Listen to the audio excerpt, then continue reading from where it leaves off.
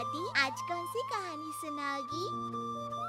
लो आज फिर आ गए सब बच्चे कोई नए आयुर्वेद की पौराणिक कहानी सुनने।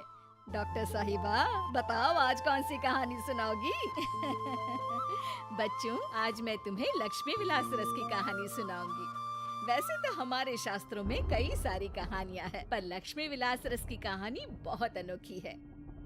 हुआ यूं था कि एक दिन वृंदावन में भगवान श्री कृष्ण उदास बैठे थे। तभी वहाँ से नारद मुनि गुजर रहे थे। भगवान श्री कृष्ण जिसका मुख सदैव विलास मुखी रहता है, उन्हें उदास बैठे देख उनसे रहा नहीं गया। श्री कृष्ण के पास जाकर उनसे पूछने लगे, हे नंदलाल आपको क्या हुआ? आपके विलास मुखी चेहरे पर ये उदासीनता क्यों? क्या कोई परेशानी है? जी हाँ मुनिवर, प्रातः काल से स्वास्थ्य कुछ अनुचित लग रहा है। दादी भगवान श्री कृष्ण को क्या हुआ था? भगवान श्री कृष्ण बड़े ही अस्वस्थ थे। सर्दी, जुकाम और बंधना की वजह से काफी परेशान थे। फिर क्या हुआ दादी?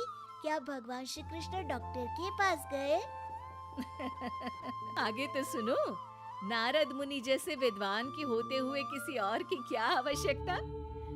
श्री कृष्ण की अस्वस्थता देख नारद मुनि कहने लगे, प्रभु आपकी इस दशा के ऊपर मेरे पास एक दवाई है, ये लीजिए, इसका तुरंत ही सेवन कर लीजिए। दवाई खाकर भगवान श्री कृष्ण को अच्छा प्रतीत होने लगा।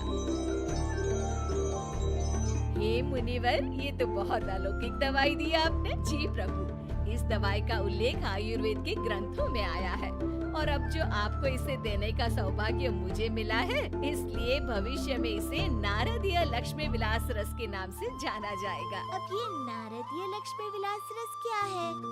नारदीय लक्ष्मी विलास रस हमारे जैसे डॉक्टर्स की पसंदीदा दवाई है।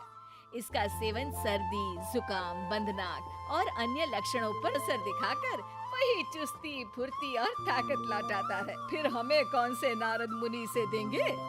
अरे विमला जी, इसके लिए आपको नारद मुनि की आवश्यकता नहीं।